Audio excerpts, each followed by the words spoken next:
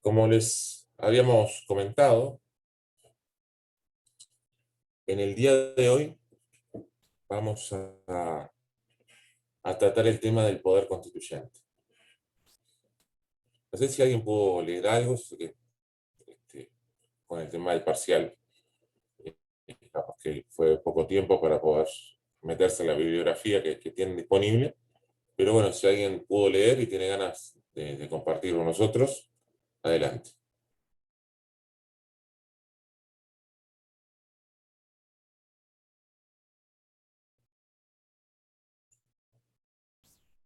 Bien, bueno, tiene la bibliografía disponible, son, bueno, por supuesto los manuales generales y también tienen extractos de trabajo de Néstor Pedro Sagués.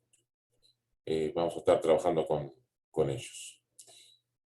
Bueno, hasta ahora vimos o tratamos de hacer o darles un concepto de constitución, los diferentes tipos de constitución. También vimos qué es el poder, cómo hay que limitar el poder a través del derecho y que en su momento la Constitución vino para cumplir esa función, la de limitar el poder a través del derecho. Pero tenemos que ahora tratar de entender o de determinar cómo es que surge o cómo nace a la vida una Constitución. ¿Quién es el que crea la Constitución? Y así, como un paralelismo, podemos hacer que en el caso de las leyes es el poder legislativo aquel que realiza esa tarea legislativa y hace o produce las leyes. Así existen otros poderes del Estado, como el Ejecutivo y el Poder Judicial. Y también existe un poder que es aquel que crea o modifica las constituciones. Este poder será el que denominaremos como poder constituyente. Es aquel que tiene la potestad o el poder, la competencia de crear o bien de reformar una constitución.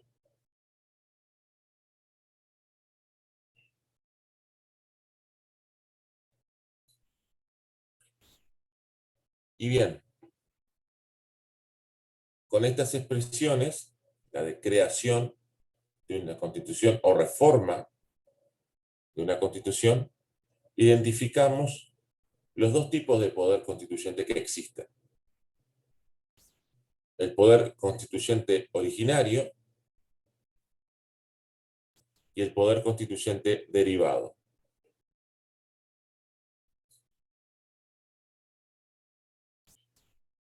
El poder constituyente originario será aquel que cree la primera constitución del Estado.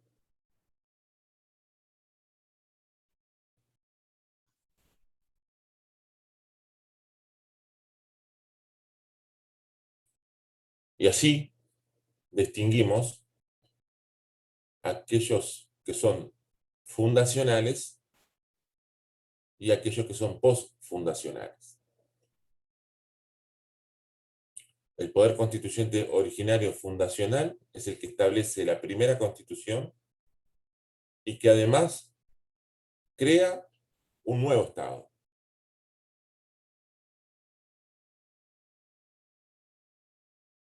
Y a su vez también crea una era constitucional. El poder constituyente postfundacional es aquel que, si bien no crea un nuevo Estado, sí crea una nueva era constitucional, y ahora vamos a ver por qué. Martín, ¿cómo no? Estábamos diciendo que el poder constituyente originario se puede dividir en poder constituyente originario fundacional, que es aquel que al crear una constitución también crea un nuevo Estado, un Estado que no existía nace a la vida internacional gracias a ese ejercicio del poder constituyente original. El poder constituyente derivado es aquel que, si bien no crea un nuevo Estado, sino que se ejerce durante la existencia de un Estado y se mantiene esa existencia, sí crea una nueva era constitucional.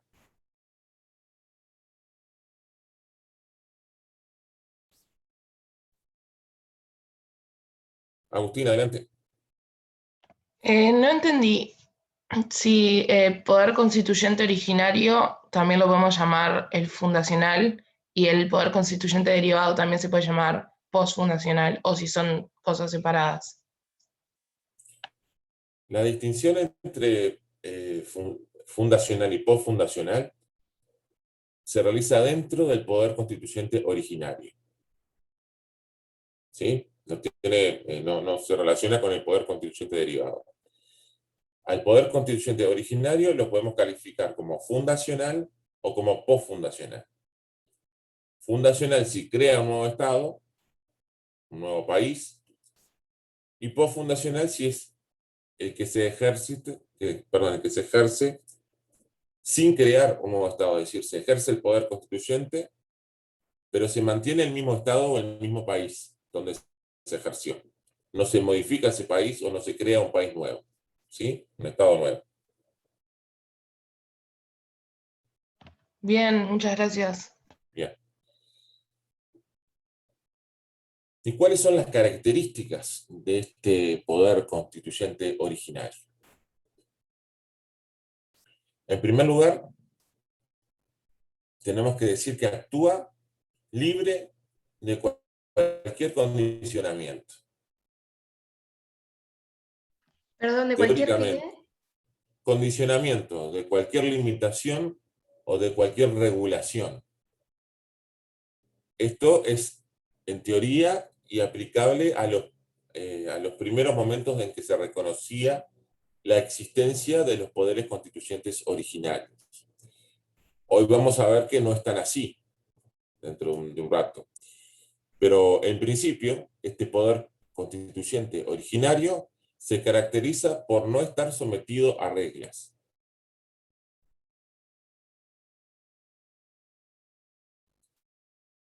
Tatiana, ¿es esta parte que estoy repitiendo ahora? Si no, volvemos.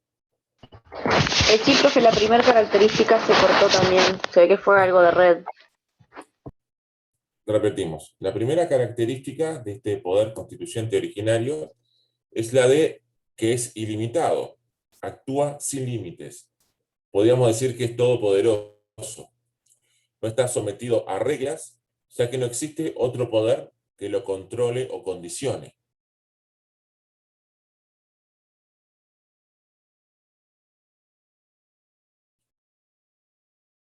Como les decíamos, esto se trata en realidad de una característica que fue desarrollada por la doctrina y la teoría en los primeros momentos de los ejercicios de los poderes constituyentes originarios. Hoy en día se entiende que sí existen algunos límites a este poder, que los vamos a ver en un ratito. Profe, Sí. a mí en lo personal, y creo que también puede ser que a varios compañeros por lo hablado, me parece, por ejemplo, ¿no? Con esto de poder constituyente y justo estas características, capaz que está bueno plasmarlas en un ejemplo para nosotros poder realmente entender quizás cómo es que funciona y no tanto capaz en lo teórico, por así decirlo. Bien. Bien, ¿cómo no? Vamos a poner el ejemplo de Uruguay, el ejemplo de casa. Ustedes recuerdan que, bueno, nuestra época de independencia de España, de la época de dejar de ser colonia, sobre 1825, cuando se da la declaratoria de independencia, en teoría íbamos a formar parte de lo que hoy, o lo que se quería que fueran las Provincias Unidas del Río de la Plata, o tener tal vez más pertenencia a lo que hoy es Argentina. En esos momentos el Uruguay como tal no existía. Éramos lo que se llamaba la banda oriental o la provincia oriental. Cuando se crea el Estado uruguayo y se jura la primera constitución, ahí se ejerció el poder constituyente originario. No existía el Uruguay como Estado, ¿sí?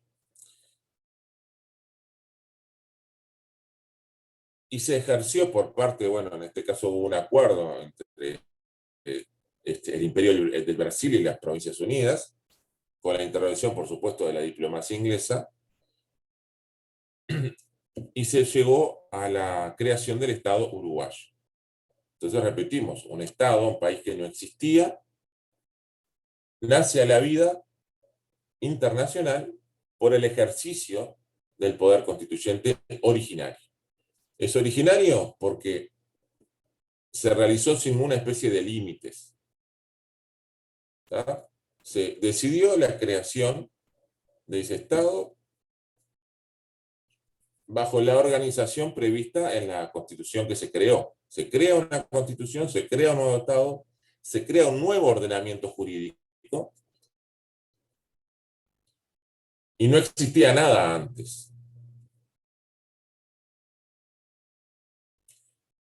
Y la creación de ese Estado, determinar, bueno, estos van a ser los límites, se va a llamar Uruguay, o Estado Oriental del Uruguay, va a tener esta Constitución, vamos a reconocer estos derechos, esta va a ser la división de poderes, van a poder votar estas otras personas no van a poder votar. Todo eso, todas esas decisiones que se tomaron para que luego fueran plasmadas en una norma jurídica llamada Constitución, no estuvieron condicionadas por norma o regla alguna.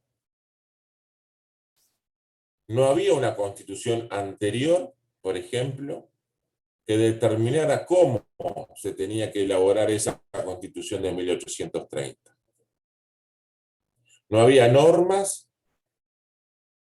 que ataran al constituyente.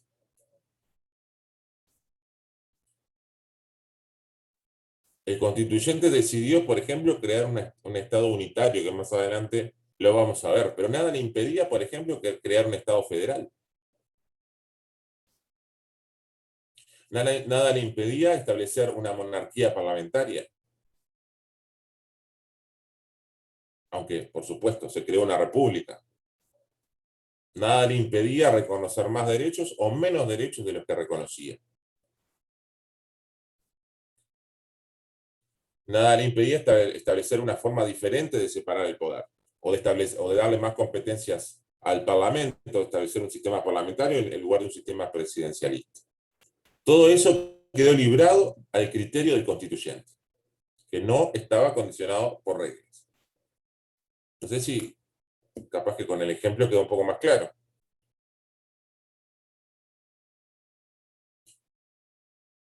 Sí, profe. Este poder constituyente originario se diferencia del poder constituyente derivado, que, como la palabra mismo lo indica, deriva de otro poder. El poder constituyente derivado proviene o toma su validez del poder constituyente originario. Por tanto, se le llama derivado o instituido. El poder constituyente originario, cuando crea la primera constitución, seguramente establezca en esa primera constitución mecanismos de reforma. Es decir, le indica a esa sociedad o marca dentro de ese ordenamiento jurídico cuál va a ser el procedimiento que se debe seguir para reformar esa constitución.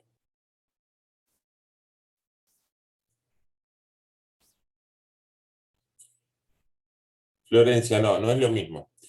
El poder constituyente, o la distinción, perdón, entre fundacional y postfundacional, se realiza únicamente dentro del poder constituyente originario.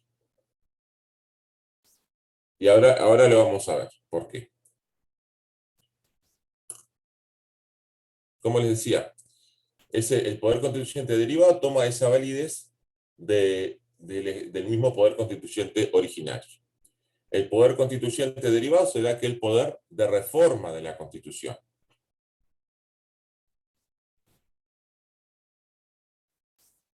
Y podrá ejercerse dentro de los límites que le marcó el poder constituyente originario. Es decir, debe seguir el procedimiento de reforma establecido en la Constitución vigente y tiene que respetar los límites que establece la Constitución vigente.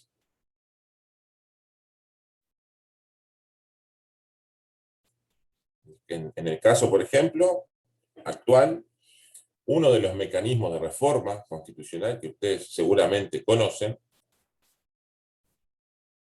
es el de iniciativa popular. Es decir, juntamos firmas, una cierta cantidad de firmas, las presentamos acompañando a un proyecto detallado de cuál es la reforma constitucional que queremos hacer. Sigue todo un procedimiento que lo vamos a ver dentro de unas clases y termina con un plebiscito de ratificación constitucional. Y ahí el cuerpo electoral, los ciudadanos, deciden si aceptan o no aceptan esa modificación de la Constitución. Existen, por supuesto, otros procedimientos de reforma en nuestra Constitución vigente. Pero el seguir esos procedimientos de reforma y respetar los límites que establece nuestra Constitución actual es realizar un ejercicio del poder constituyente derivado. Entonces, a diferencia del poder constituyente originario, el poder constituyente derivado sí está sometido a reglas, sí tiene límites, no es todopoderoso, sino que se trata de un poder que reforma la Constitución. Y siempre que se ciña a esos límites establecidos en la Constitución vigente, puede realizar una reforma parcial o una sustitución total de la Constitución. Ahora, ¿qué sucede si se ejerce poder constituyente en un Estado sin seguir los procedimientos marcados en la Constitución vigente? ¿Se anula? ¿Pasaría como los gobiernos de facto? Muy bien, Maggie. Perdón, al sudar ha dicho. Leo los nombres, perdónenme. Capaz que no es su nombre, porque yo no tengo la lista acá a la vista. No, es mi sobrenombre, está bien. No te preocupes. Exactamente. Y con la acepción que tiene gobierno de facto, que es el de una ruptura institucional. Hay un ejercicio de un poder constituyente, porque es el que crea o modifica una constitución, pero ese poder, el ejercicio de ese poder constituyente resulta irregular. Porque ya se ejerció un poder constituyente originario, existe una constitución que nos marca cómo tiene que ser reformada y sin embargo no se respeta. Entonces ahí sí existirá, si logra luego plasmarse y ser respetado, un poder constituyente originario, un nuevo poder constituyente originario, pero en este caso postfundacional. Porque se ejerce luego de que el Estado ya existe y no se pretende crear un nuevo Estado, sino que simplemente modificar la Constitución sin seguir o sin respetar los lineamientos establecidos en la Constitución vigente. Un ejemplo de esto, las reformas constitucionales del 34 en nuestro país, durante el gobierno de Terra, donde incluso se empezó a discutir si la soberanía radicaba en la nación o en el pueblo. Esa reforma constitucional se realizó sin seguir los procedimientos marcados por la Constitución del 18 que estaba vigente en ese momento. Entonces ahí se realizó un ejercicio de un poder constituyente originario, por supuesto, después vamos a ver si se trataba de un poder constituyente irregular, pero este poder constituyente originario era posfundacional. ¿Por qué? Porque se realizaba bajo la existencia, durante la existencia del Estado de Uruguay como Estado. Y no se pretendía crear otro Estado, no se pretendía que dejara de existir Uruguay y se creara un Estado diferente, sino que sí siguió existiendo Uruguay, pero se reformó la Constitución sin seguir los procedimientos establecidos en la Constitución del 18, y por supuesto entonces ese poder constituyente actuó sin límites. De ahí la diferencia entre poder constituyente originario fundacional y poder constituyente derivado postfundacional. Brian, adelante, que tenés la mano levantada. Nada, yo quería preguntarte si entonces cuando hablamos de poder constituyente derivado, es irregular cuando no sigue las reglas de la Constitución que está vigente. ¿Sería así? Exacto. En el caso de un poder constituyente derivado que no respetara, por ejemplo, algún tema procedimental o material, se realizara una reforma injusta, estaríamos frente a un poder constituyente derivado irregular, que incluso luego podría en realidad calificarse como ejercicio del poder constituyente originario o fundacional si reúne ciertos requisitos y logra tener efectividad. Eso lo vamos a ver en un momento. Pero en principio, como tú decís, se considera un poder constituyente derivado irregular. La compañera Claudia Ruibal, adelante. Sí, profesor, yo no sé, a mí me quedó bien claro cuando hizo, hasta que habló del derivado. Sí entiendo el concepto, pero cuando puso el ejemplo de esto de la ciudadanía, el ejemplo que puso, que se puede modificar, ahí me entreveré completamente, porque no entiendo por qué puede ser derivado post, eso no es una característica del postfundacional. El poder constituyente Sí. derivado siempre va a ser postfundacional. Siempre. Eso no lo entendí. Por eso no se hace la distinción, porque se realiza durante la existencia de un Estado, cuando un Estado existe como tal, se realiza bajo la vigencia de otra Constitución y respetando los procedimientos de reforma establecidos en la Constitución vigente. Entonces, es simplemente un poder reformador de la Constitución. No crea una Constitución nueva de cero sin límites, no crea un Estado nuevo, ¿sí? No crea una nueva era constitucional. Lo que el poder constituyente originario postfundacional se caracteriza por no crear un Estado nuevo, sino que sigue la vida del mismo Estado, pero sí inaugura una nueva era constitucional, al crear una constitución sin respetar los procedimientos establecidos para la reforma. Y por tanto se realiza ese poder, se ejerce ese poder sin límite alguno. Está, perfecto. Ahora sí, me había entreverado. Gracias. No pasa nada, no por nada. Entonces, recalcamos, esa clasificación entre fundacional y postfundacional se aplica únicamente al poder constituyente originario. ¿Sí? Muy bien.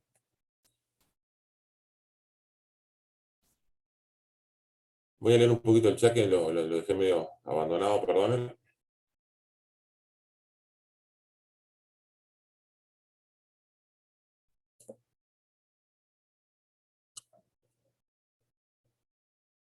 Juan Carlos, exactamente como tú estás diciendo.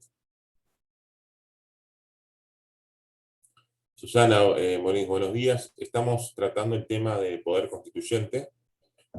Ahora lo estábamos diferenciando entre poder constituyente originario y poder constituyente derivado.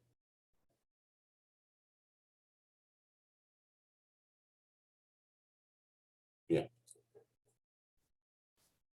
Entonces, estábamos hablando, por ejemplo, habíamos puesto el caso de nuestro país,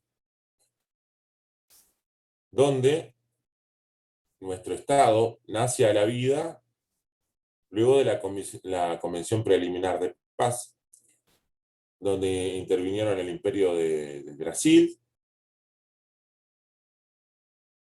donde intervinieron, bueno, lo que hoy vendría a ser Argentina, y también contó con la participación decisiva para la existencia de nuestro Estado de la diplomacia inglesa. Y así, hablando de poder constituyente originario, podemos distinguirlo entre el poder constituyente originario que se ejerce desde el interior del futuro Estado, por ejemplo, o del Estado que ya existe, o desde el exterior. Es decir, actores o sujetos externos a lo que luego va a ser el Estado, o lo que es el Estado, ejercen ese poder constituyente original. El ejemplo es este que pusimos, la creación del Estado uruguayo. Un poder constituyente originario ejercido desde dentro es el otro ejemplo que pusimos de la reforma constitucional del 34 durante la dictadura de Terra. ¿Sí quedó claro esto?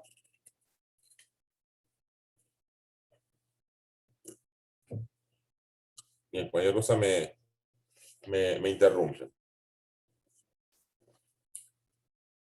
Entonces, habíamos dicho que el poder constituyente originario, en teoría y en los primeros desarrollos de la doctrina, no tenía límites. Era todopoderoso, básicamente podía hacer lo que quisiera. Con la evolución de las sociedades, la globalización, el surgimiento y el fortalecimiento del derecho internacional, y sobre todo el derecho internacional de los derechos humanos, este poder constituyente originario ya no es tan omnipotente. Existirán ciertos límites a su accionar.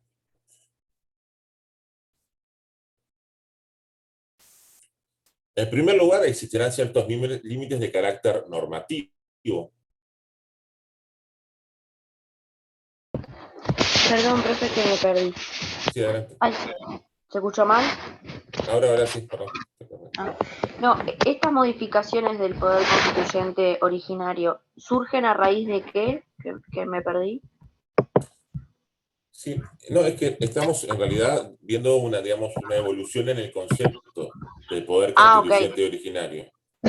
Al principio la doctrina entendía bueno, que era ilimitado, que podía hacer lo que quisiera, con el ejercicio de los primeros poderes constituyentes en el surgimiento de los estados contemporáneos, pero luego, con la evolución de las sociedades, surge el derecho internacional, se fortalece, surge el derecho internacional de los derechos humanos, que ya lo vimos. Entonces, estas normativas funcionan una vez más como una limitación del poder a través del derecho.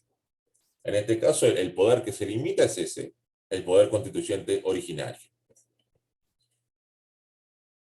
Entonces existirán para este poder una serie de límites, unos de carácter normativo, que se basan fundamentalmente en las reglas de derecho internacional.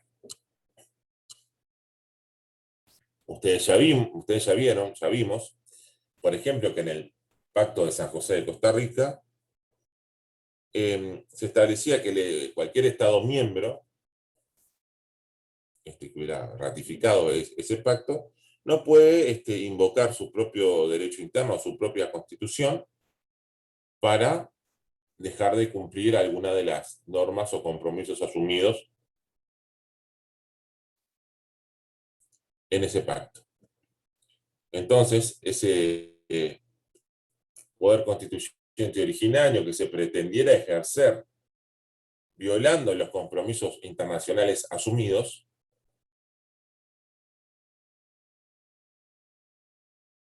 se toparía con ese límite. Y por más que se estableciera que el Estado no va a ser responsable, la comunidad internacional lo hará responsable de todas maneras, estableciendo, entre otras cosas, sanciones de carácter internacional.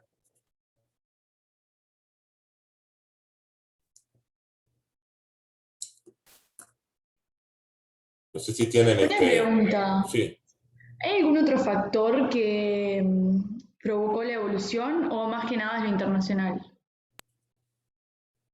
No, fundamentalmente es el surgimiento del derecho internacional. Y bueno, por supuesto, la evolución y su fortalecimiento.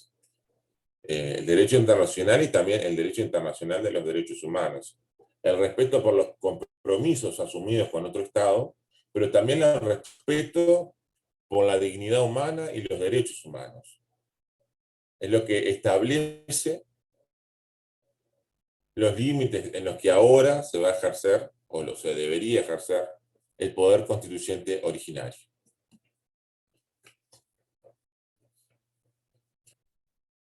No sé si tienen más preguntas hasta ahora.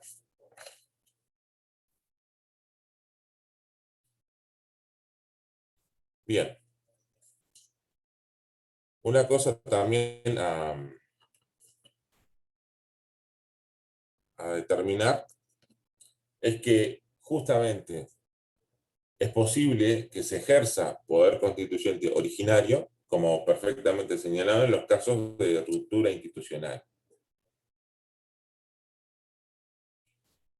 que se da, o bien cuando se da un golpe de Estado,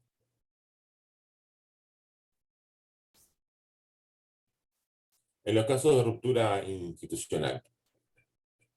Lucía, tienen disponible en la bibliografía complementaria, además de, bueno, por supuesto, en primer lugar tienen que leer la bibliografía general. En la bibliografía complementaria de la unidad 2, tienen disponible material del profesor Néstor Pedro Sagüez. Decíamos, se puede ejercer poder constituyente originario, sea este fundacional o posfundacional, en los casos de ruptura institucional, sea a través de un golpe de Estado o a través de una revolución. ¿En qué diferenciamos golpe de Estado de revolución? Bueno, en primer lugar, el giro o la expresión golpe de Estado se reserva o se utiliza para cuando se pretende sustituir las autoridades de gobierno por otras sin seguir los mecanismos constitucionales previstos. Y es posible que una vez que se produjo ese golpe de Estado, se pretenda reformar la Constitución o algún aspecto de la Constitución, pero en teoría manteniendo los lineamientos generales, la existencia del mismo Estado, etc. Fue lo que pasó, como dijimos, durante la dictadura de Terra, incluso fue lo que se pretendió hacer en Uruguay en 1980, la última dictadura, pretendió de alguna manera legitimarse con el plebiscito decíamos, de 1980. Luego, las revoluciones implican que se pretende no solamente realizar un cambio de las autoridades de gobierno, sino que se pretende inaugurar en sí una nueva era constitucional y hacer una refundación del país, cambiando digamos, los principios generales o fundamentales que regían hasta ese momento. Un ejemplo que podía ser sería en el caso de Cuba, donde antes de la revolución que encabezó Fidel Castro y Ernesto Guevara, existía Cuba como tal, como país independiente, pero que, bueno, digamos, tenía una filosofía económica y política diferente a la que se instauró luego de realizada la revolución. Sí, Magdalena, adelante. Yo tengo una pregunta, no sé si se va tanto en el tema, pero viste que cuando hubo el golpe de Estado, por ejemplo en Uruguay, cuando intentaron cambiar la constitución, hacer una reforma, fueron a plebiscito. ¿Por qué ellos respetan ese procedimiento y no respetaron ninguno de los otros? Tipo, ¿qué los lleva a respetar la reforma constitucional si en realidad hicieron un montón de leyes que no se podían, dejaron que no sea independiente los órganos y todo eso? Claro, aquí vemos de alguna manera lo que decíamos de la limitación de ese poder constituyente, que en ese caso sería originario y postfundacional, a través del derecho internacional y de otra serie de factores que lo limitan. En esos momentos, por supuesto que la dictadura carecía totalmente de legitimidad desde el inicio. Si bien, bueno, como vimos, siempre en estos casos existe algo de legitimidad porque hay quienes la respaldan, en la generalidad de la sociedad no tenía legitimidad. Por el año 80 ya la dictadura estaba perdiendo fuerza, se entendía. Existía mucha presión internacional, muchos uruguayos que estaban dentro del país y también fuera ejercían presión y trabajaban para que se recuperara la democracia. Entonces, la dictadura tuvo la necesidad de alguna manera obtener legitimidad. Y la legitimidad que se entiende o que se suele utilizar para justificarse es a través de la intervención del cuerpo electoral. Es una de las formas de purgar, que vamos a ver en un rato, el poder constituyente irregular, a través de la intervención del poder, del cuerpo electoral, perdón. Por más que eso no deje de hacer que el ejercicio de ese poder sea irregular, ya que no se siguieron los mecanismos previstos en la Constitución que estaba vigente. Pero como suma de todas esas fuerzas, ese poder constituyente originario que pretendió ejercer la dictadura estaba limitado y pretendía entonces sí obtener legitimación y validez a través de un reconocimiento en las urnas que por supuesto no obtuvo, ¿no? Compañero Brian González, adelante. Profe, era para ver si había entendido lo del poder constituyente originario y regular, que es básicamente cuando se hace una revolución o una dictadura y como que se cambian las bases, por así decirlo, ideológicas que se tenían en un principio. Exactamente como tú estás diciendo. La dictadura lo que busca en realidad es cambiar las autoridades de gobierno, sustituir las que estaban por otras, sin seguir el mecanismo establecido en la Constitución. Esa dictadura a su vez puede tratar de realizar una reforma constitucional, como en el caso de nuestro país en el 80, pero no cambia las bases ideológicas fundamentales, ni filosóficas, políticas, económicas. Sino que de alguna manera busca hacer algunas reformas que permitan o legitimen que ellos estén en el poder, que la dictadura esté en el poder. Diferente es el caso de la revolución, ¿sí? Y el poder constituyente originario, en realidad, más que irregular, si lo calificamos como originario, va a ser arregular, porque se ejerce, según la doctrina, sin estar sometido a regla ninguna, sin tener topes normativos. Eso, por lo menos, era como se consideraba al principio en la doctrina. Vimos ahora que esto no es tan así y que existen ciertos límites para el ejercicio de ese poder constituyente. Fundamentalmente, está entendido que se justifica el ejercicio de un poder constituyente originario cuando responde o cuando es expresión del derecho de resistencia a la opresión.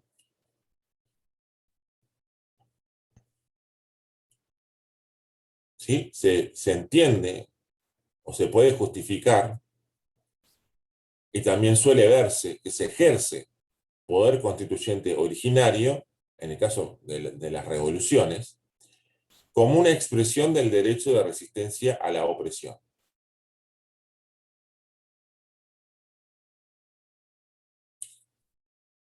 Y se entiende que se entiende justificado el ejercicio de este derecho, resistencia a la opresión, cuando en un país, en un Estado, el gobierno y el ordenamiento jurídico establecen un régimen profundamente injusto para la generalidad de la población.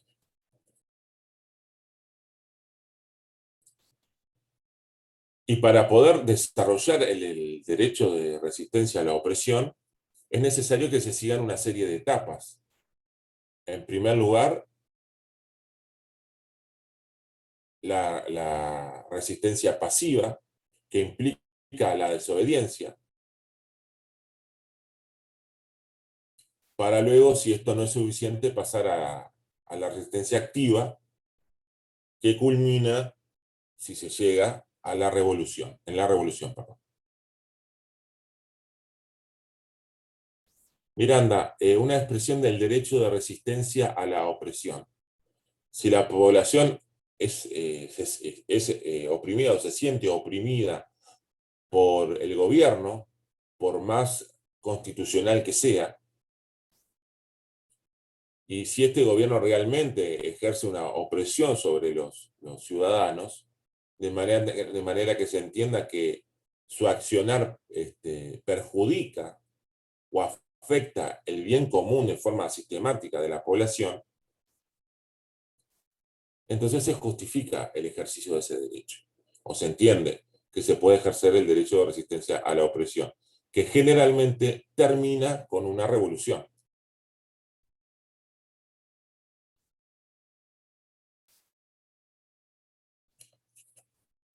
Bien. ¿Y quién es el titular del poder constituyente originario? ¿Quién es el propietario, vamos a decirlo así, de ese poder constituyente? Porque en la doctrina generalmente se distingue el titular de ese poder constituyente, es decir, el propietario, como decíamos, de la persona o personas que lo ejercen. Entonces podemos distinguir dentro del poder constituyente la titularidad del mismo y quién es el ejercitador del mismo. En nuestro país, por ejemplo, la titularidad del poder constituyente es la nación. ¿Sí? El cuerpo electoral, siguiendo los mecanismos previstos en la Constitución. Ese es el titular del poder constituyente en nuestro país. ¿Y quién lo ejercita? Bueno, el ejercicio del poder constituyente en nuestro país se realiza a través de varios actores. Si ustedes ven los mecanismos de reforma vigentes en el artículo 331 de nuestra Constitución, van a ver que en el proceso de reforma constitucional intervienen varios actores y cada uno de ellos va a intervenir, va a participar, como un ejercitador del poder constituyente. Ya sea la iniciativa popular, va a aparecer un cierto número de ciudadanos que van a presentar un proyecto con las firmas correspondientes, va a intervenir el Parlamento, pudiendo presentar proyectos alternativos a ese proyecto que vino por iniciativa popular. Va a intervenir la Corte Electoral en todo lo que tiene que ver con el control del plebiscito. Va a intervenir el cuerpo electoral cuando ratifica o no la reforma constitucional. puede intervenir también una convención nacional constituyente. Bueno, como ustedes van a ver en su momento, el ejercitador del poder constituyente puede ser complejo, pero la titularidad radica en el cuerpo electoral.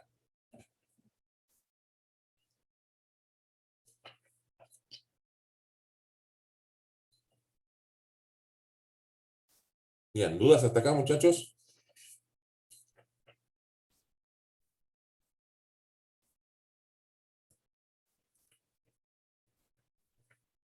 Bien. Es importante para que el poder constituyente, derivado en este caso, sea regular, que cuente con una legitimidad, ya sea de origen o de ejercicio. Brian, ¿cómo no? Diferenciábamos en la titularidad del poder constituyente, es decir, a quién pertenece, quién es el propietario del poder constituyente. En nuestro país, por ejemplo, es la nación, que sería el cuerpo electoral, todos los ciudadanos inscritos en el registro cívico, que intervienen para modificar la Constitución siguiendo el procedimiento que ella misma establece.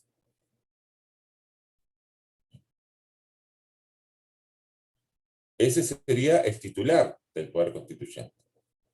La doctrina también diferencia del titular el ejercitador del poder constituyente, que es aquel que va a poner en marcha todo el procedimiento de reforma constitucional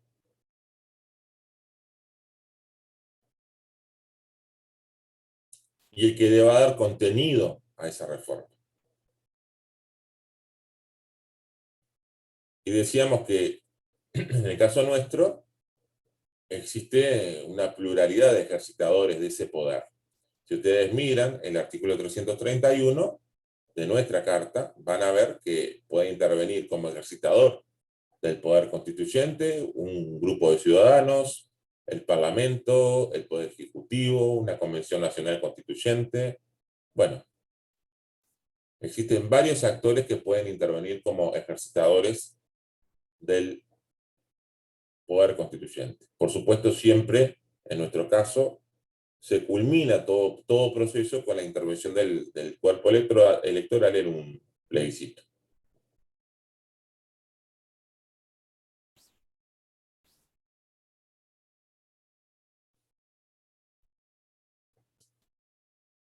No es que sean diferentes grados de poder constituyente. Es el mismo poder constituyente, es un único poder constituyente, que es propiedad, por así decirlo, del cuerpo electoral, pero se ejerce a través de personas o de instituciones. Entonces, se diferencia el titular,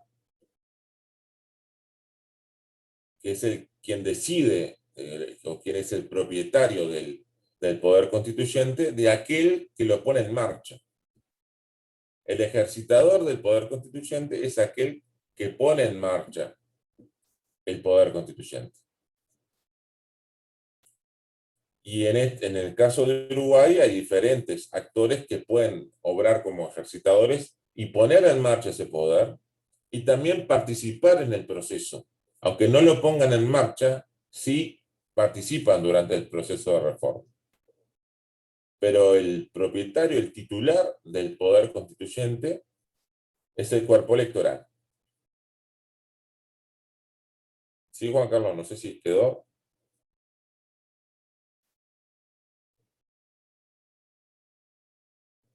Bien. Entonces, estamos hablando de las diferentes legitimidades con las que cuenta el poder constituyente. Hablando del poder constituyente derivado, por supuesto que tiene contar con una legitimidad de origen, es decir, que se ejerza de acuerdo a los mecanismos previstos en la Constitución vigente para su reforma. Esa sería la legitimidad de origen, pero no basta con esa legitimidad. También es necesario la legitimidad de ejercicio.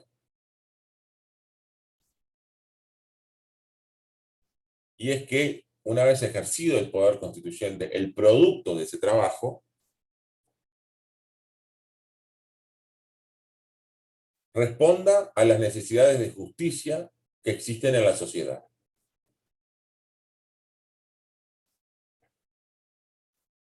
Si la nueva Constitución o la Constitución reformada resulta profundamente injusta,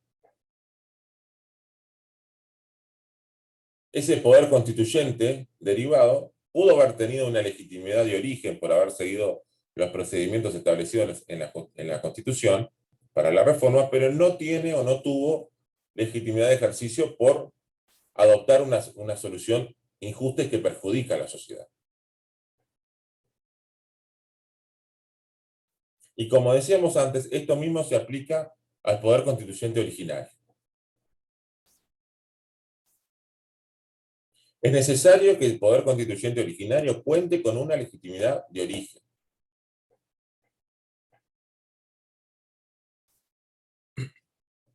Ya sea porque se crea un nuevo Estado, es decir, un poder constituyente originario fundacional, como en el caso de Uruguay en 1830,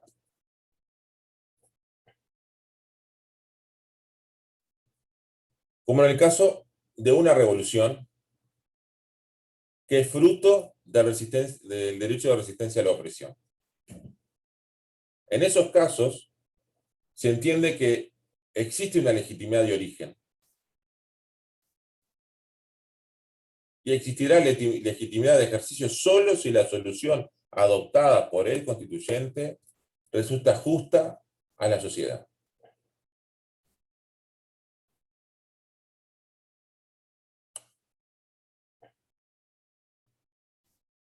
Perdón, ¿podrías repetir lo último? Legitimidad de ejercicio, solo sí. Perdón. Solo si la solución o la constitución creada resulta justa para la sociedad.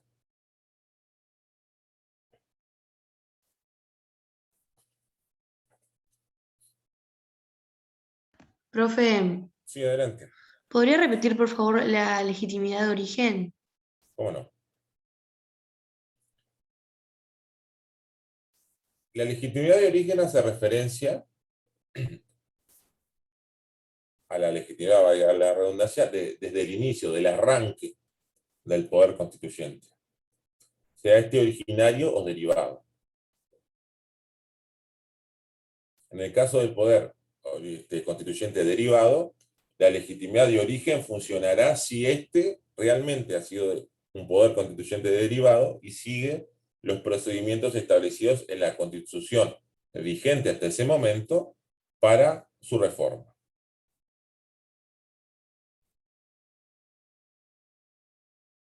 En el caso de un poder constituyente originario,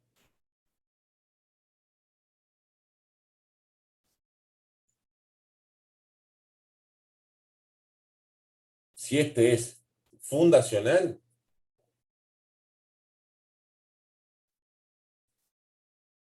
es necesario que cuente con esa legitimidad desde el inicio, ya sea, por ejemplo, con nuestro país, que fue fruto de un acuerdo internacional, desde nuestro punto de vista.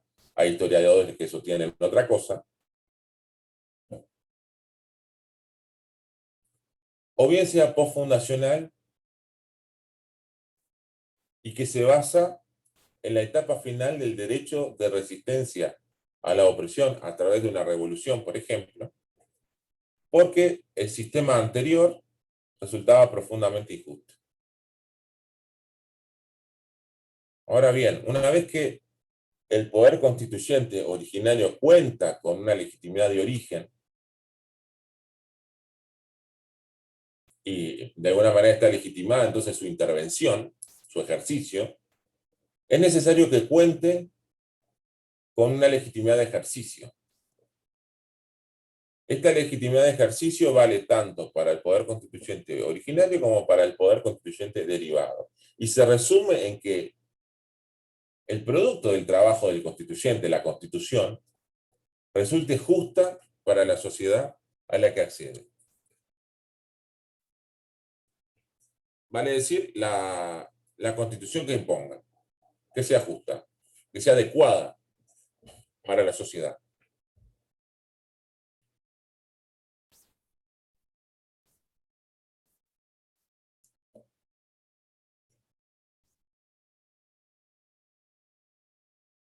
Claudia, no, perdón, estoy viendo recién el mensaje en el chat, no sé si quedó claro con esta respuesta o lo repetimos, no hay problema.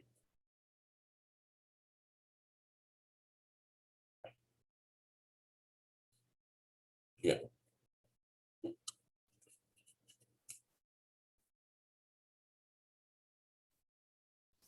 Pero bueno, de tanta reforma constitucional que estamos viendo, de tanto cambio, de tanto ejercicio del poder, de tanta revolución tal vez, ¿qué pasa con los que quedaron por el camino?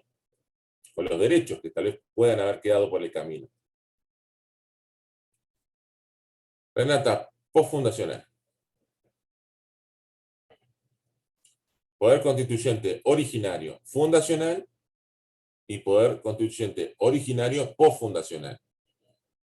Esta distinción, repetimos, esta clasificación aplica únicamente al poder constituyente originario, no al poder constituyente derivado. No se confunda.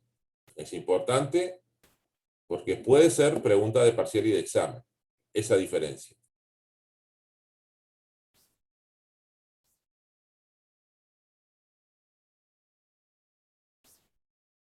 Bien, decíamos,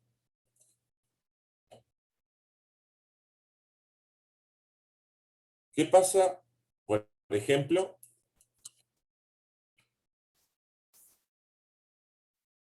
si en Uruguay el día de mañana se realizara una revolución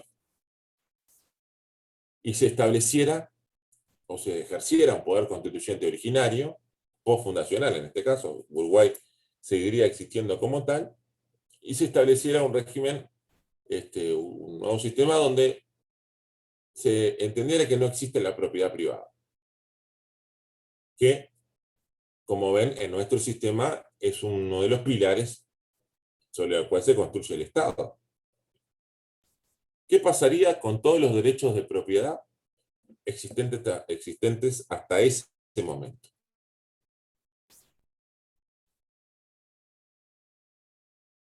¿Qué les parece a ustedes?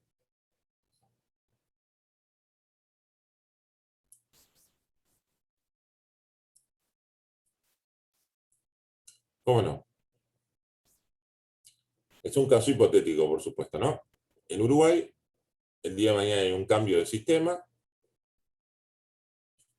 llámese revolución, como ustedes quieran, y se adopta una nueva forma, una nueva constitución, donde se dice que no va a existir más la propiedad privada.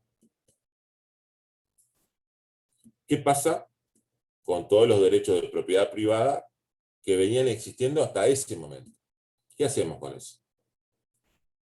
Recuerden que estamos frente al ejercicio de un poder constituyente originario. ¿Qué les parece? Y se establece además, en esa nueva constitución, de que no va a haber ninguna indemnización ni ninguna reparación para los que eran propietarios hasta ese momento. No, imaginemos que es una constitución que luego se plebiscita y es ratificada.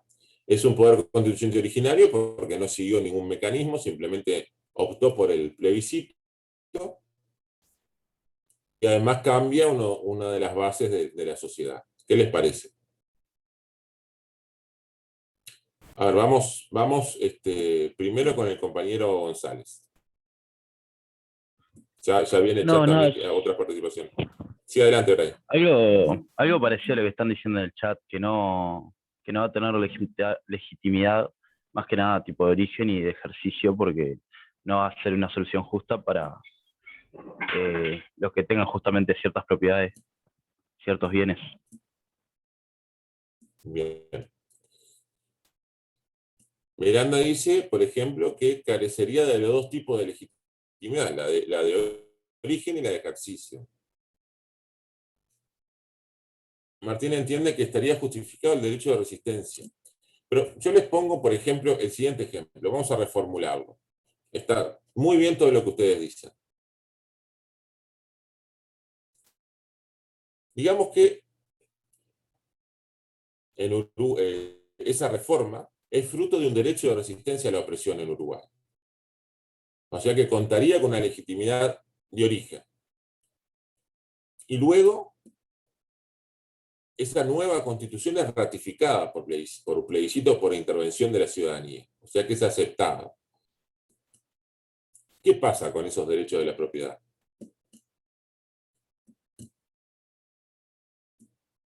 ¿Qué les parece?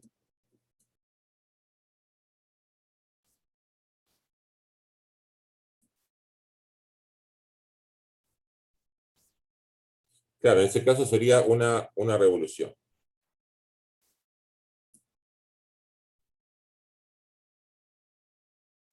Pero no, Uruguay seguiría existiendo como tal. No estaríamos frente a un nuevo Estado. ¿Qué pasa con todos los instrumentos internacionales de derechos humanos que Uruguay ratificó y que reconocen, por ejemplo, la propiedad privada?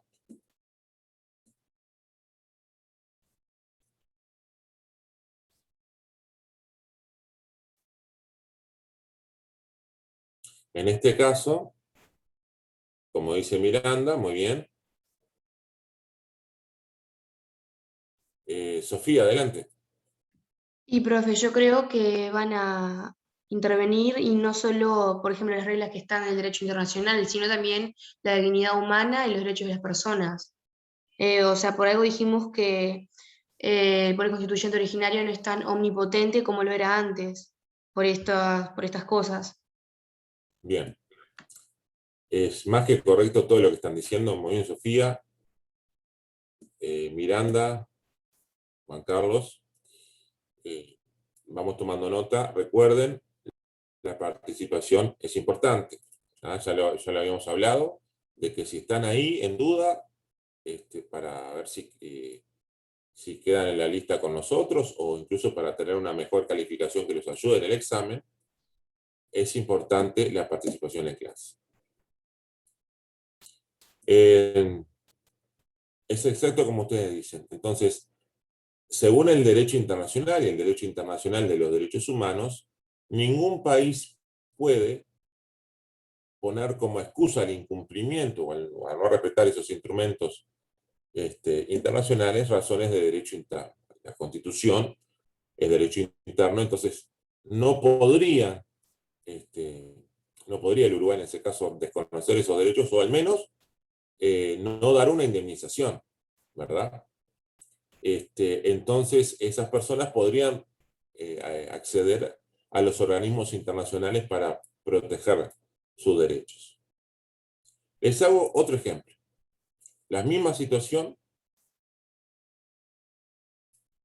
pero se establece que Uruguay ya no va a existir.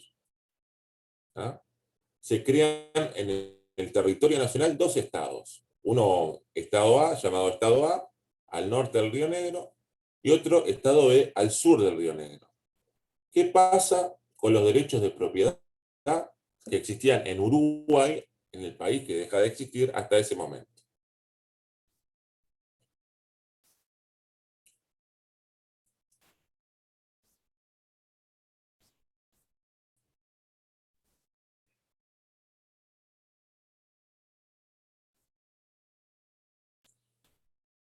Miranda, en este caso estaríamos frente al ejercicio de un poder constituyente fundacional, porque se crea un nuevo Estado, o dos nuevos Estados en este caso.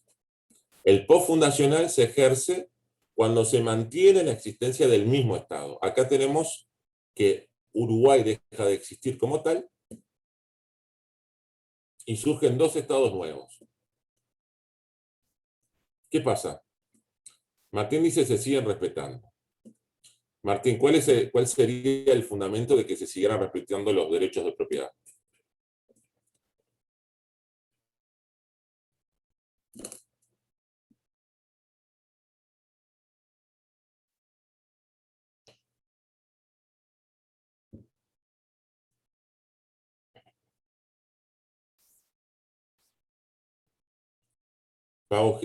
Tenemos también, perdonen, alguna dificultad, ahora que estamos hablando de la intervención en clase.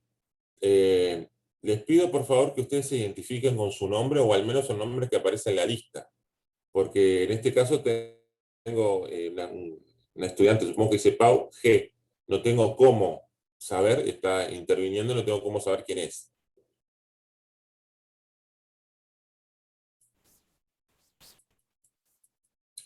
Bien, Martín, está limitado por el derecho internacional en base a los compromisos que el Estado haya asumido.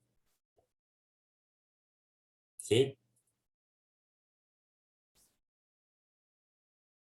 Paula Gasso. Muy bien. Perfecto. Acá lo que estamos es frente a la existencia de dos estados nuevos, independientes, y como surgen a la vida, no tienen compromisos preasumidos. Entonces, no se trata del mismo estado Uruguay que está incumpliendo compromisos que asumió anteriormente. Hay dos estados nuevos que no tienen hasta ese momento, porque recién nacen a la vida, compromisos internacionales. ¿Qué pasa ahí con el derecho de propiedad?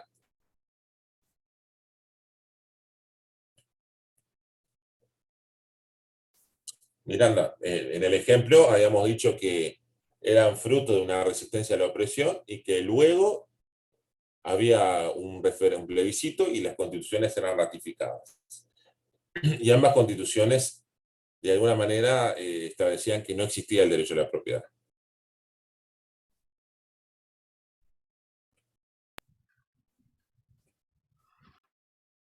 ¿Podrías reformular de vuelta la pregunta? ¿Cómo no? Imagínense Uruguay, ¿ah?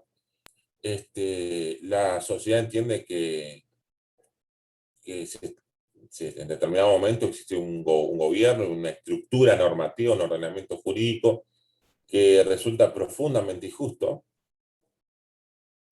Se ejerce el derecho de resistencia a la opresión, culmina con una revolución y esa revolución termina en el ejercicio de un poder constituyente originario y fundacional. Porque en lugar de seguir Uruguay como Estado, se crean dos estados nuevos. Uno al norte del Río Negro llamado Estado A, vamos a decir, y otro al sur llamado Estado B. Uruguay deja de existir como Estado. Y nacen a la vida internacional dos estados nuevos e independientes. ¿Qué pasa con esos derechos a la propiedad que hablaba?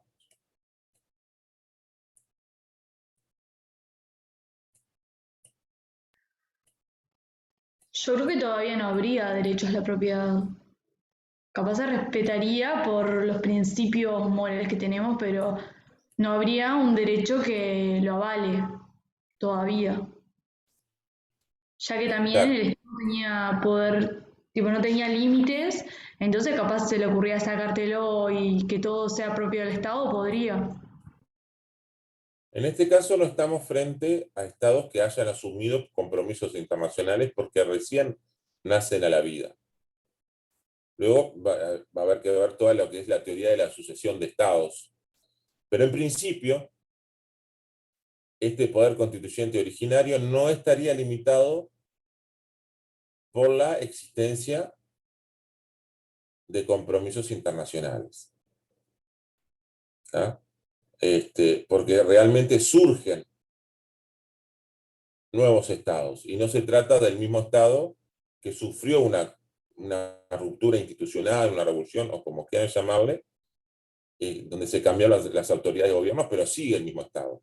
Acá estamos frente a dos estados nuevos e independientes.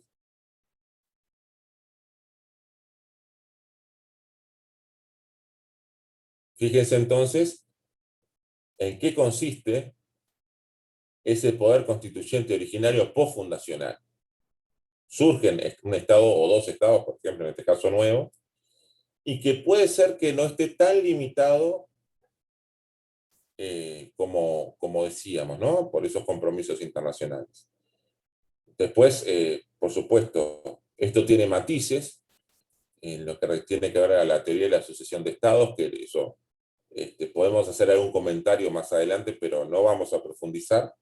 Pero ustedes tengan en cuenta que puede darse el caso de que no exista esa limitación, o al menos no sea tan grave esa limitación tan fuerte, y entonces sí pueda pasar que se desconozca, por ejemplo, ese derecho a la propiedad, y tal vez no existan indemnizaciones.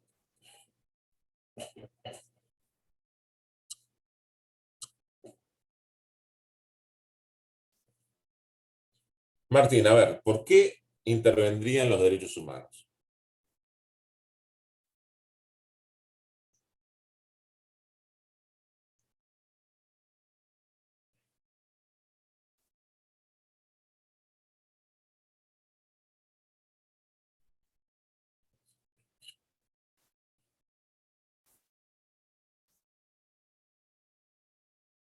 Porque son universales.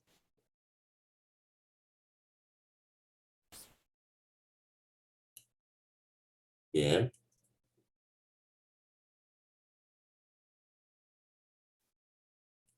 Hay quienes entienden que no intervendrían porque no se dieron a los tratados. ¿Ustedes recuerdan que hablamos de las normas de derecho internacional llamadas jus cogens?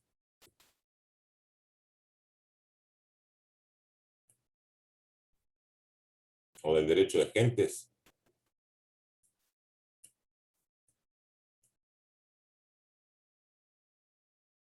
Sí, Ignacio, sí lo sabrá.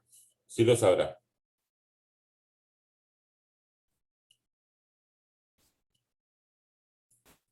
Y acá también lo que dice Ignacio, yo no comparto para nada la forma en que están establecidos los derechos o lo que se organizan las sociedades en esos países.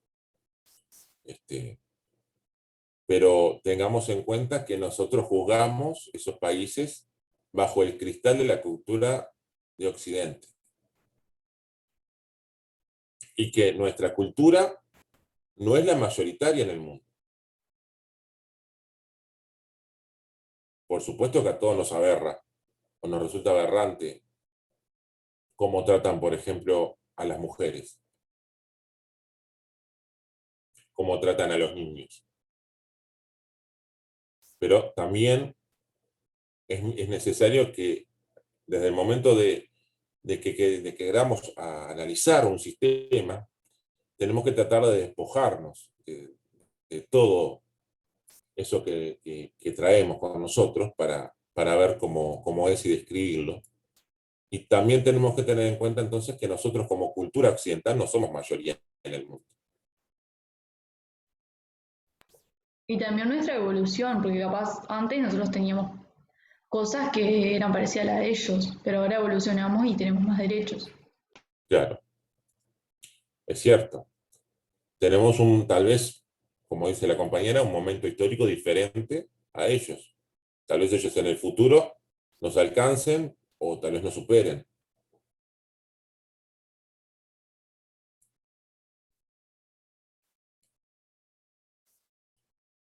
Exacto, Enrique.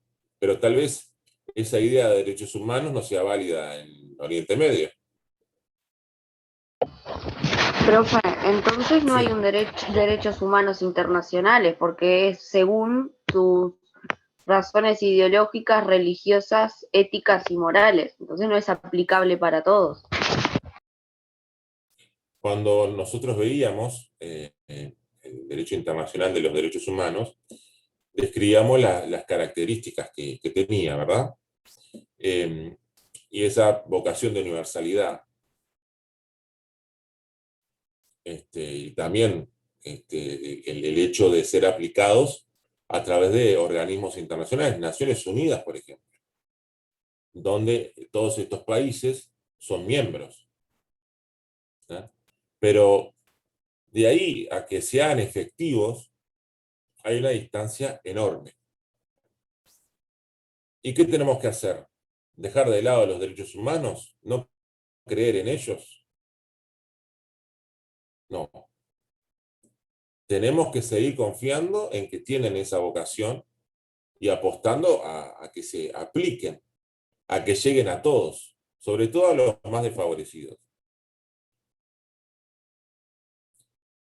Pero lo que me interesa de este intercambio es que ustedes vean, sí, ya vi la mano levantada, enseguida le doy la palabra, que ustedes vean que nosotros tenemos un sistema de derecho, de valores, cultural, que pertenece a Occidente, que no somos mayoría, y que si bien el derecho internacional se ha fortalecido, y el derecho internacional de los derechos humanos trata de aplicarse universalmente, hay excepciones, hay matices. Incluso dentro de los países de Occidente hay matices. ¿O me van a decir que se respetan los derechos humanos en todos los países de Occidente?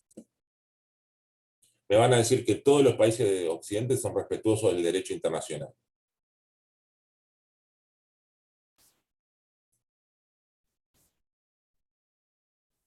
Entonces, es importante que ustedes analicen todos los temas con esas perspectivas. Tienen que ser críticos.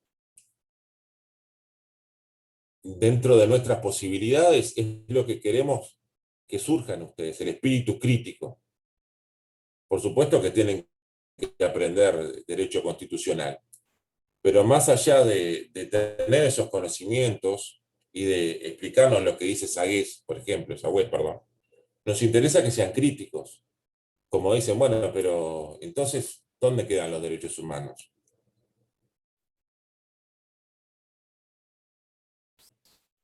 Teníamos una mano levantada, Magdalena, puede ser, que ahora no sé si la bajaste, ya respondimos sin querer alguna pregunta o querés intervenir. Ya voy leyendo mientras el chat.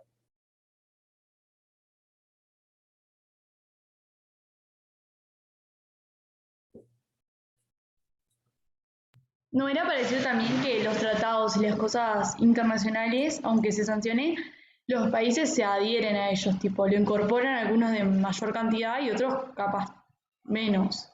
Tipo, cada país se adhiere y aunque involucra a todos, no todos le dan la misma atención capaz. Exacto. Eso va a depender también de cada país. Pero como alguien dice por acá en el chat, a ver, perdón, ya se me movió, perdón. Miranda García, el derecho internacional de los derechos humanos establece un estándar mínimo, como lo vimos. Y es aplicable de acuerdo al derecho de gentes. ¿Sí? De alguna manera, también una especie de derecho natural que se aplica universalmente.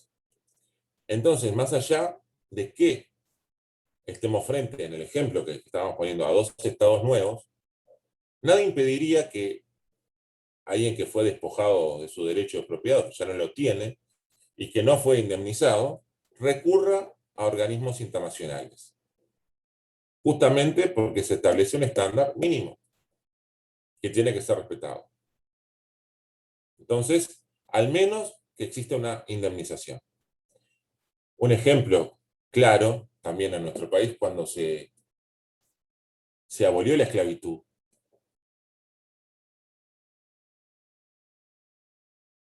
aunque les parezca mentira, era el ejercicio del derecho de propiedad. De alguna manera fue determinar que no se reconocía un cierto derecho de propiedad, el derecho de propiedad sobre las personas. Y hoy en día, a ustedes, si en determinado estado se aboliera la esclavitud, es decir, el derecho de propiedad sobre una persona, sin indemnización, ¿a ustedes les parecería mal?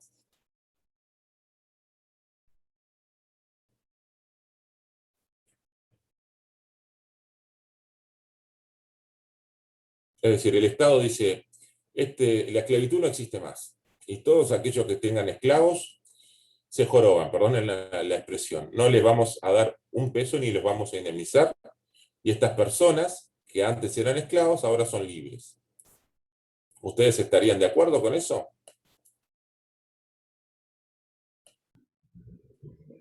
Sí. O sea, en parte yo entiendo que era algo material que tenía la gente y que se lo está sacando, pero al mismo tiempo la vida de una persona, tipo, debe ser libre. Exacto. Y como están diciendo en el chat, en este momento histórico nos parecería perfecto. Es más, hasta seguramente quisiéramos alguna sanción penal respecto al propietario de los esclavos. Y por supuesto, nadie pensaría en que esa persona pudiera acudir ante organismos internacionales. Bueno, en su momento, cuando se abolió la esclavitud, se estableció que existirían indemnizaciones que saldrían del Tesoro Nacional.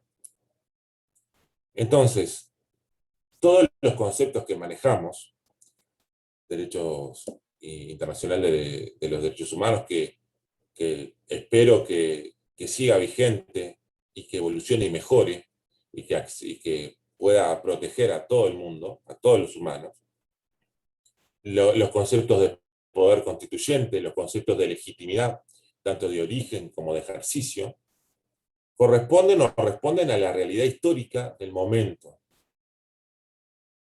Y tal vez el día de mañana, algo que ahora o nos deje la duda de si tiene legitimidad, nos quede claro que en realidad sí era legítimo. Y una de tal vez de las formas de ver si en realidad se ejerció, en el caso del poder constituyente, un poder constituyente originario, o simplemente se trató de un acto de subversión, de una ruptura internacional, es ver por cuánto tiempo se ejerció ese poder constituyente y si el producto de ese ejercicio del poder constituyente fue efectivo. Hay autores que dicen que para determinar que un poder constituyente o el ejercicio de un poder constituyente fue un poder constituyente originario y no simplemente una ruptura interna, perdonen, una ruptura institucional, es que el producto de ese ejercicio haya durado al menos una generación, que se estima más o menos en 30 años. Pregunta de parcial, pregunta de examen. Existe doctrina que sostiene que el poder constituyente puede ser considerado originario y no una simple ruptura institucional o un acto de subversión si el producto, es decir, la constitución que nace, tiene una vigencia de al menos una generación, unos 30 años aproximadamente. Entonces, también la forma de ver esa validez, esa legitimidad, es analizar la sociedad a la cual se aplica. Y si ese sistema constitucional nuevo se prolonga en el tiempo, independientemente de quiénes sean las autoridades de gobierno, entonces cuenta con una legitimidad de origen y seguramente también una legitimidad de ejercicio.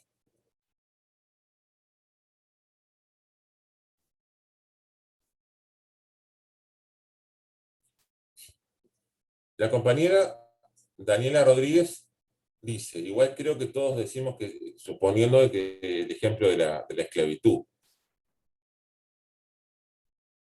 realmente no estaríamos de acuerdo porque hay una inversión. Si lo analizamos bajo la óptica de aquel momento, los propietarios de esclavos, por mucho que no rechine, sentían que estaban siendo perjudicados en su derecho de propiedad. Y por eso se entendió que era necesario reparar o indemnizar. Es cierto, y es un análisis objetivo el que hace la compañía. por más que rechine, fue el razonamiento que se hizo en su momento. Florencia, sigue, adelante, ¿qué necesitarías que repitiéramos? Porque nos perdimos un poco, perdón.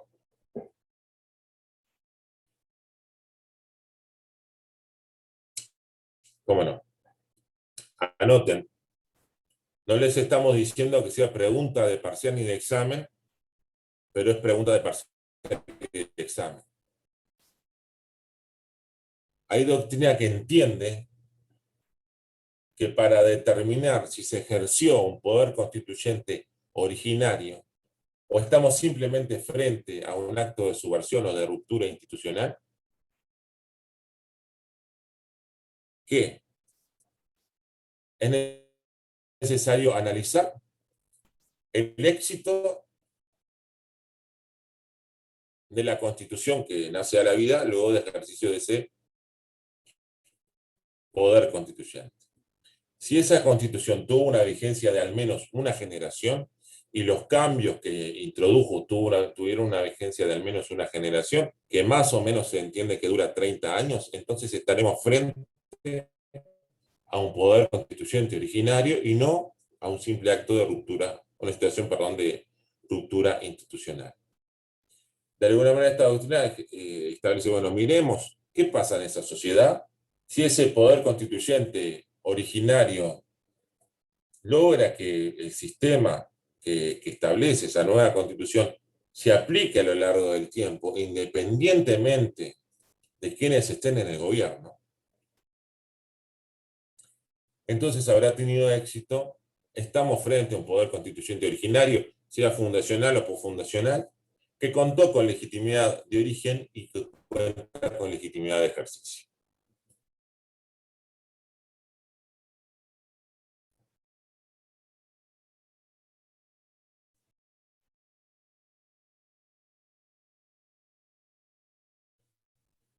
Bien, muchachos, para terminar me gustaría compartirles un par de cositas que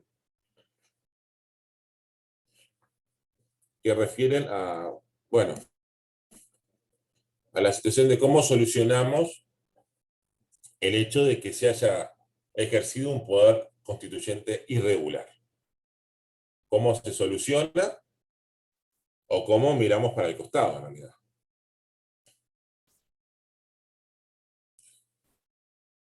Las formas de purgar el poder constituyente originario, por nada, las formas de purgar o de alguna manera de dar validez a ese poder constituyente irregular, podemos resumirlas a nuestro gusto en 4.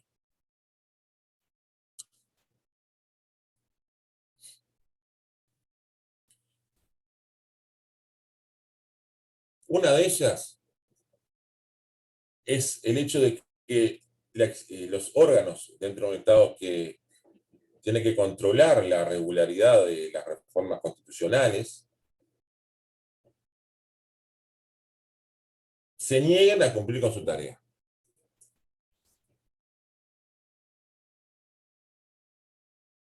Es decir, ellos mismos se autolimitan y se niegan a controlar la regularidad de la reforma constitucional.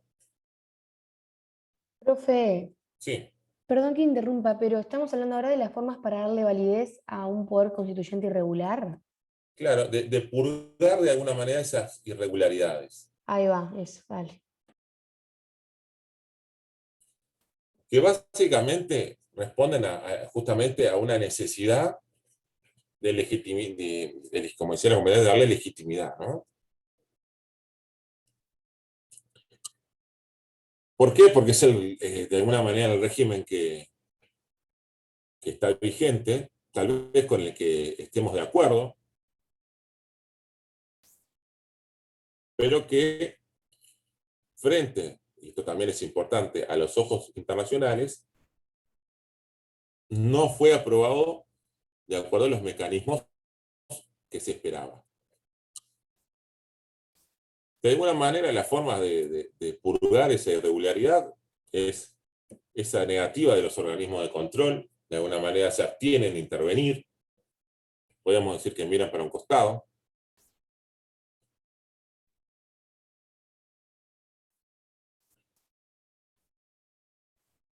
La intervención directa del cuerpo electoral, ratificando la reforma irregular, y no por eso deja de ser menos irregular. Pero se entiende entonces que al estar ratificado por el cuerpo electoral, que en nuestro caso es el soberano,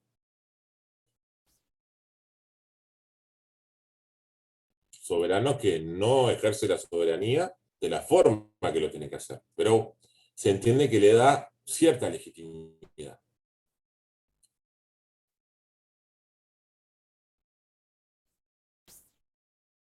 Como tercer forma de la costumbre,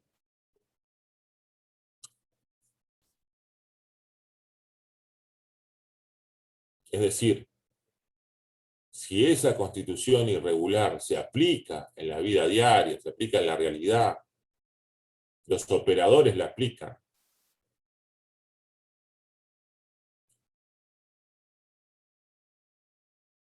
se estaría generando una costumbre constitucional que le daría validez y aprobación a esa constitución irregular.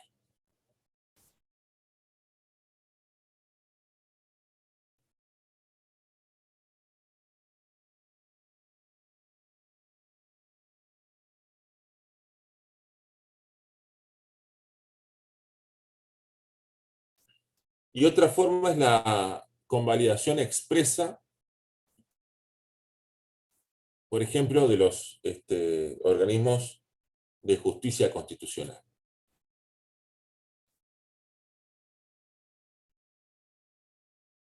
Es decir, por ejemplo,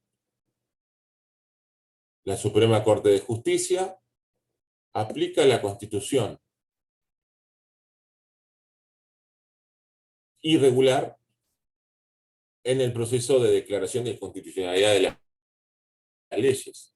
Y de esta forma entiende entonces que esas modificaciones constitucionales, si bien irregulares, no son graves, y entonces aplica la Constitución nueva y determina si las nuevas leyes a su vez van contra esa Constitución irregular. Esos son los 4 mecanismos.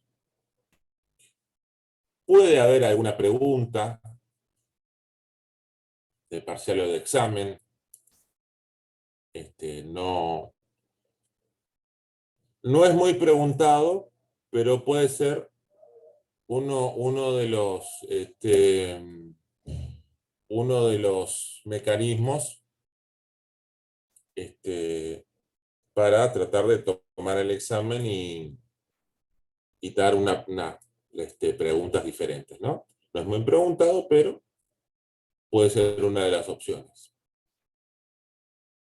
¿Cómo no, Miranda? ¿Qué es lo que sucede? Ustedes saben, o lo vamos a ver, que existe en nuestro país una forma de asegurar el carácter de rigidez de nuestra Constitución.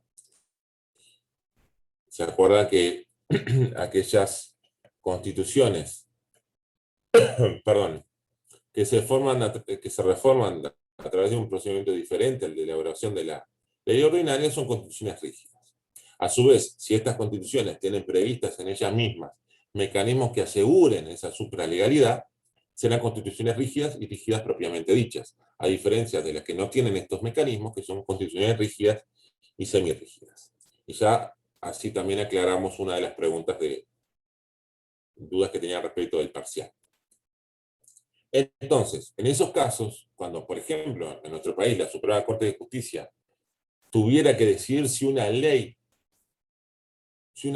es inconstitucional, y la constitución vigente, entre comillas, es una constitución aprobada por el ejercicio de un poder constituyente irregular, y la Corte decide aplicar la constitución irregular, por así llamarlo, y no aplicar la constitución anterior, Entonces, de alguna manera le está dando validez a esa nueva constitución. Entiende que los defectos en el proceso de reforma no fueron graves, entonces la constitución pasa a estar vigente y tener esa validez. Nahuel, el segundo mecanismo en realidad es la ratificación plebiscitaria, por así decirlo. Es decir, se llegó a un texto constitucional, a una reforma constitucional, sin seguir ninguno de los mecanismos previstos en la Constitución vigente, pero se somete a la consideración del cuerpo electoral y la ratifica. De alguna manera es una especie de acto saneador que le da validez y legitimidad a la nueva Constitución, pero eso no deja de hacer de que se haya ejercido un poder constituyente, en este caso irregular. Bien, muchachos, si no hay dudas, van a ser -4. En primer lugar, les comento, todo lo que refiere a los mecanismos de reforma de la Constitución, que es el tema que seguiría, lo van a tener en un material, un video subido a YouTube, todo lo que hace del derecho comparado, la historia de la reforma constitucional, ¿sí? Y el mecanismo vigente actualmente. También van a tener subido lo que es la protección penal de la Constitución en el artículo 330. ¿Ah? Por supuesto, en las clases siguientes va a haber espacios para preguntas, tienen los foros, pero esos temas los vamos a dictar de esa manera. Entonces, en clase, el jueves que viene, vamos a empezar con la declaración de inconstitucionalidad de las leyes. Profe. Sí. ¿Podría repetir, por favor, la primera forma para darle validez al poder constituyente irregular? ¿Cómo no? En realidad es simplemente el hecho de que si existieran en el Estado, que los organismos de que controlaran la regularidad de la reforma se negaran a hacerlo, se autolimitaran. Recuerden que el ejercicio del poder constituyente originario es más un acto político que jurídico.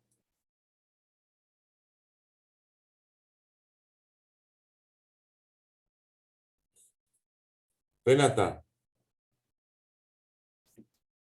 No, legitimidad de origen y de ejercicio, en realidad, se puede aplicar a los dos poderes.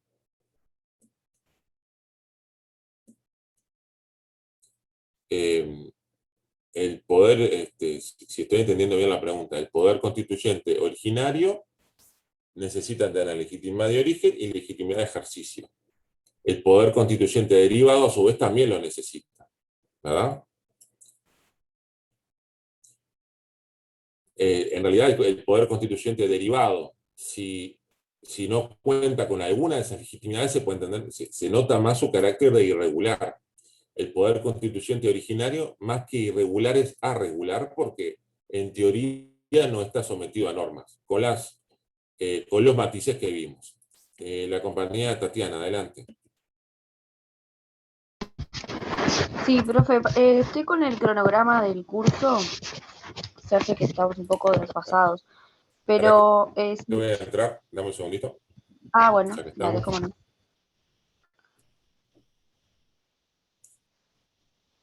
Mi computadora es una carreta, perdone.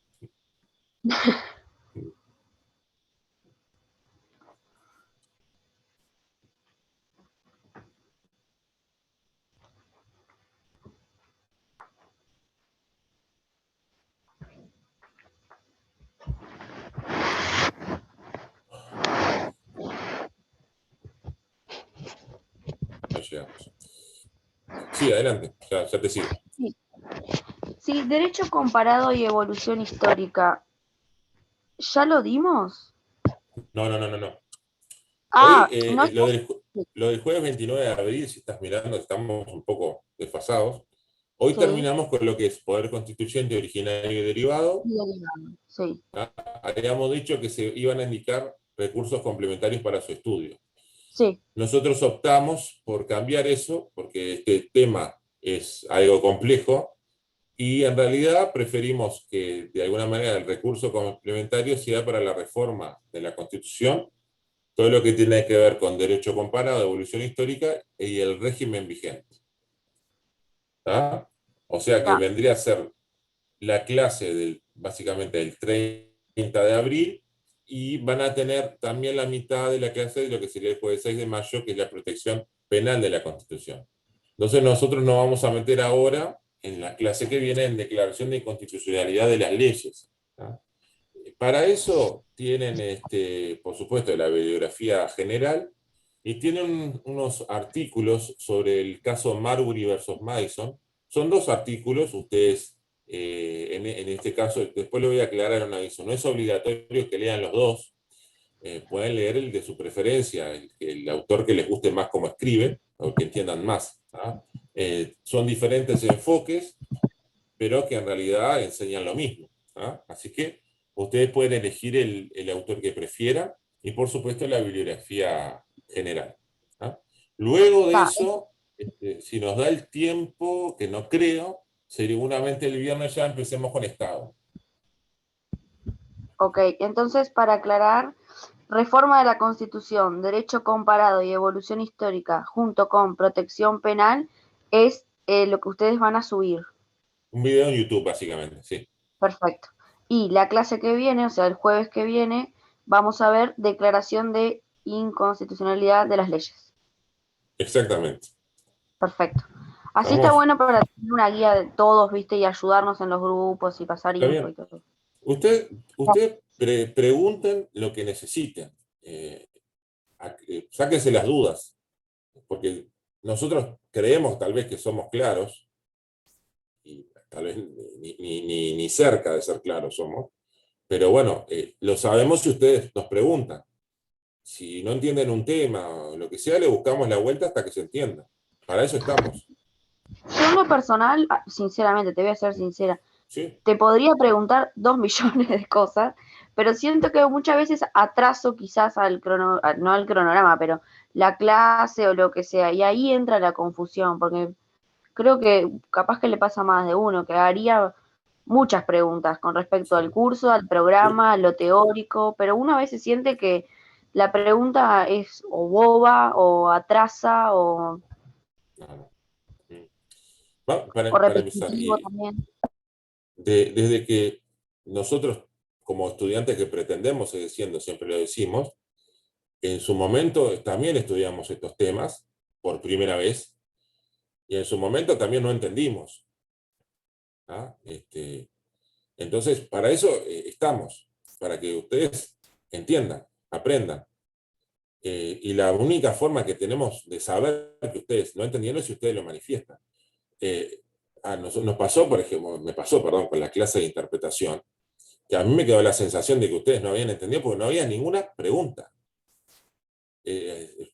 Habría espacio de preguntas y era un silencio sepulcral. Después me puse a ver la clase y bueno, entendí por qué no había preguntas. Sinceramente, me dio a mí la sensación, y no solo una sensación, de que no había sido claro. Entonces, la única forma que tenemos de saber es si ustedes nos dicen, y les pedimos que nos manifiesten, porque queremos hacer mejor nuestro trabajo. Mientras ustedes más aprendan, mejor y más satisfechos vamos a estar. La idea acá no es repetir libros y darle grandes autores, y si ustedes luego no entienden. ¿Ah? Entonces, sí, realmente algunas cosas nos llaman la atención, de que a veces, lo que tú decís, terminamos de explicar una cosa y nos preguntan exactamente lo mismo que terminamos de explicar, que a veces nos da la sensación, o bien, de que por sacar el apunte completo, la frase completa armada, no prestan atención porque están concentrados en eso.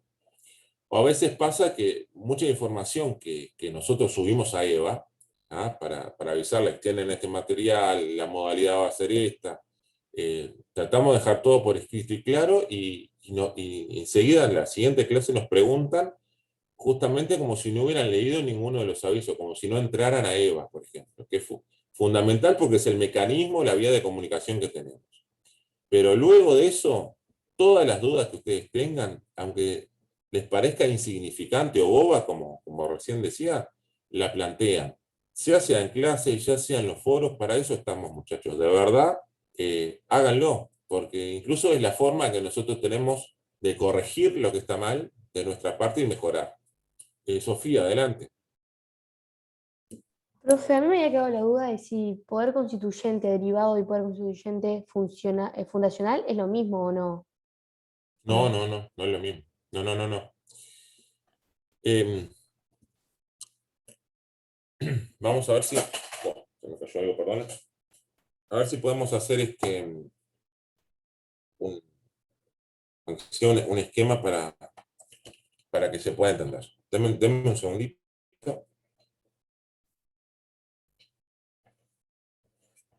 A ver.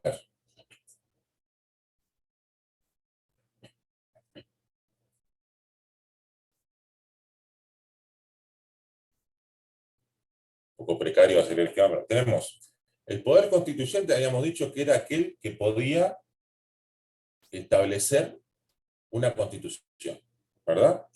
Y lo clasificamos en dos grupos. El primero, el poder.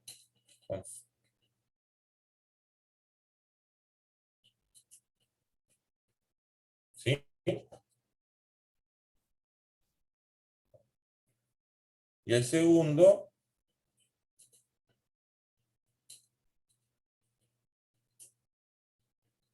el poder constituyente derivado. ¿Sí? A su vez, el poder constituyente originario se divide en fundacional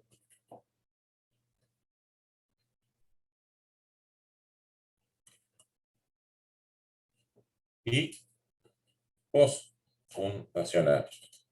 ¿Sí? Esta clasificación corresponde solo a poder constituyente originario. No aplica a poder constituyente derivado. Fundacional, habíamos dicho, porque ese poder constituyente que crea una nueva constitución, al mismo tiempo crea un nuevo Estado. ¿Sí? Y ese poder constituyente originario postfundacional será el que crea una nueva constitución sin estar atado a los mecanismos de reforma previstos en una constitución anterior, pero que se ejerce luego de que el Estado ya existe como tal, y no crea un nuevo Estado. Pusimos el ejemplo en el primer caso, poder constituyente originario fundacional, el que aprobó la Constitución uruguaya de 1830, nuestra primera constitución, y que nos hizo nacer en la vida internacional como Estado. El postfundacional, por ejemplo, es el de la reforma constitucional de 1934, que se efectuó bajo la dictadura eterna, donde se crea una nueva constitución sin seguir el procedimiento establecido en la Constitución de 1918, pero no se crea un nuevo Estado, se continúa con el mismo Estado. El Uruguay sigue existiendo como tal, solo que tiene una nueva constitución que se aprobó a través de mecanismos no previstos y por tanto estamos frente al ejercicio de un poder constituyente originario, porque además hizo cambios importantes en la organización de nuestro país. Sí, no sé si quedó con esto, perdón. Sí, profe, quedó ahí. Muchas gracias. No.